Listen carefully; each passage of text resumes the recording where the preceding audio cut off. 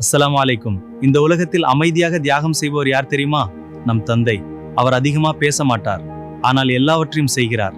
நாம் சிறியவனாக இருந்தபோது நம்மை தூக்கி நடத்தியவர், நமக்காக உழைத்தவர். இன்று அவர் சோர்வாக இருக்கிறார், ஆனால் நமக்காக இன்னும் உழைக்கிறார். அவர் தன் ஆசைகளை விட்டார் நம் எதிர்காலத்திற்காக. அவர் தன் சோர்வை மறைத்தார் நம் சிரிப்பிற்காக.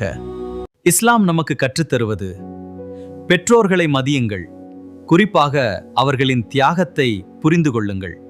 நபிகள் நாயகம் ஸல்லல்லாஹு அலைஹி வஸல்லம் அவர்கள் பெற்றோர்களை மதிக்க கற்றுத்தந்தார்கள். அவர்களை காயப்படுத்தாதீர்கள், அவர்களுடன் மென்மையாக பேசுங்கள். ஒரு நாள் உங்கள் தந்தைக்கு வயதாகிவிடும், அவர் உங்களை அழைக்கலாம், நீங்கள் பிஸியா இருக்கலாம். ஆனால் நினைவில் வையுங்கள், அவர் எப்போதும் உங்களுக்காக இருந்தார்.